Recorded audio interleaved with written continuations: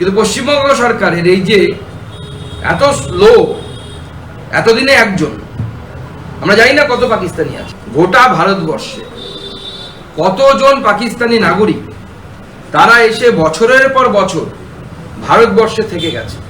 পশ্চিমবঙ্গ সরকার এর বিরুদ্ধে এখনো পর্যন্ত সেইভাবে উপযুক্ত পদক্ষেপ নেয়নি। গতকাল আমরা খবরে মিডিয়ার মাধ্যমে জানতে পেরেছি ব্যারাকপুর এলাকা থেকে একজন মহিলাকে নাকি পুলিশ গ্রেপ্তার করেছে পাকিস্তানি নাগরিক হিসাবে। ভাবুন ভারতবর্ষের অবস্থা। 30 বছর ধরে সেই মহিলা পশ্চিমবঙ্গে বিয়ে করে ঘর সংসার করছে, তার আশেপাশের লোকজন, সরকার কেউ জানেই না যে সে পাকিস্তানি নাগরিক। এখন তাকে পাকিস্তান ফেরত পাঠানোর জন্য, ডিপোর্ট করার জন্য রাজ্য সরকারি পুলিশ তাকে গ্রেপ্তার করেছে। তার বিয়ে হয়েছে পাকিস্তানে, সেই মহিলা জম্মু কাশ্মীরের মহিলা, সে তার ছেলে মেয়ে 5 ছেলে মেয়ে নিয়ে ভারতবর্ষে থেকে গেছে, অথচ তার স্বামী পাকিস্তানি।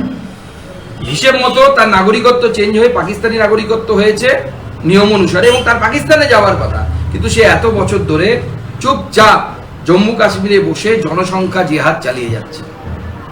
জনসংখ্যা বাড়িয়ে যাচ্ছে, 5টা 6টা করে ছেলে মেয়ে নিয়েছে, তারা আবার বিয়ে থা করেছে, তাদের ছেলে মেয়ে হয়েছে, এবং তারা এই ভারত সরকারের সমস্ত সুযোগ সুবিধে, ভোটার কার্ড, আধার কার্ড, বিনা পয়সায় চাল, সমস্ত সুযোগ সুবিধে ভারত সরকারের আমার ট্যাক্সের টাকা, তাদের টাকা এই পাকিস্তানিরা বছরের পর বছর প্রতিপালিত হচ্ছে।